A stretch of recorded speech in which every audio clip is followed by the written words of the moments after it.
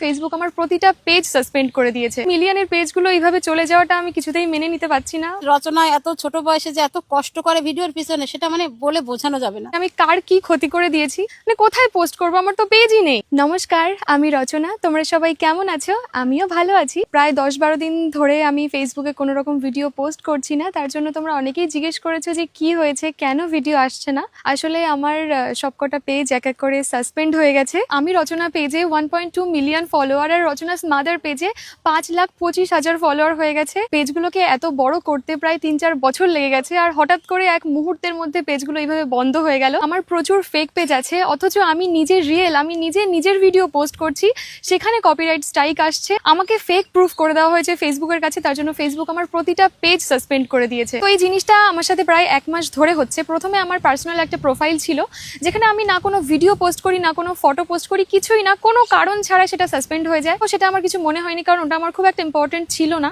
তারপর আমার বাবার পেজ রচনাস ফাদার, তারপর রচনাস মাদার সাসপেন্ড হয়, এবং তারপর আমারটা। আমি জানি না এই জিনিসগুলো কে বা কারা করছে, আমি কার কি ক্ষতি করে দিয়েছি। সোশ্যাল মিডিয়ায় থাকতে গেলে এই জিনিসগুলো তো হবেই, স্বাভাবিক। বাট এই যে মিলিয়নের পেজগুলো এইভাবে চলে যাওয়াটা আমি কিছুতেই মেনে নিতে পারছি না। আমি প্রায় 10-12 দিন কোনো ভিডিওই করিনি। কোথায় পোস্ট করবো, আমার তো পেজই নেই। ফেসবুকে আমি দেখেছি অনেকের সাথেই এরকম হয়েছে, হঠাৎ করে পেজ সাসপেন্ড হয়ে যায়, পেজ ডিলিট হয়ে যায়, হ্যাক হয়ে যায়। তো আমি অনেক ক্রিয়েটারদেরকে মেসেজ করি, এবং তারপর আমি একটা দাদার নাম্বার পাই। সেই দাদা আমার পেজগুলোকে রিকভার করে দেয়, কিন্তু আমি এখনো পর্যন্ত আমার পেজগুলোতে কোনো রকম ভিডিও আপলোড করতে পারছি না। আমার পেজে রেস্ট্রিকশন এসেছে, যতদিন না রেস্ট্রিকশন উঠবে আমি কোনো ভিডিও আপলোড করতে পারবো না। এরকম কোনোদিন হয়নি যে আমি প্রায় 10-12 দিন ভিডিও বন্ধ করে বসে আছি। যাই হোক, ভগবান যেটা করবে ভালোই করবে।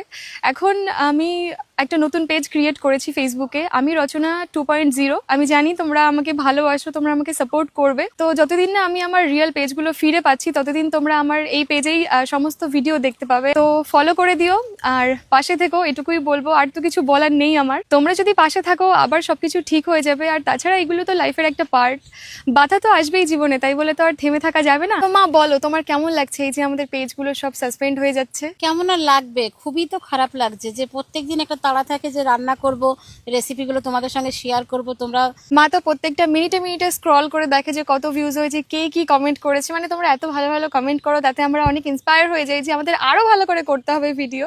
তো সেটা যখন হঠাৎ করে বন্ধ হয়ে যায়, তো রচনা এত ছোট বয়সে যে এত কষ্ট করে ভিডিওর পিছনে, সেটা বলে বোঝানো যাবে না। আমি একটা ভিডিও ছাড়ার আগে অন্তত 10 বার ভাবি যে এই ভিডিওটা কিভাবে ভালো করে রেডি করে তারপর হঠাৎ করে এই যে করলাম আর ছেড়ে দিলাম, ওরকম ব্যাপার না। আমার মনে হলো যে এই ব্যাপারটা তোমাদেরকে জানানো দরকার। তোমরা এত মানুষ আমাদেরকে ফলো করে রেখেছো, হঠাৎ করে সেই পেজগুলো সাসপেন্ড হয়ে যাচ্ছে। পাশে থেকো, এটাই। আর ভালো থেকো, দেখা হচ্ছে নেক্সট ভিডিওতে।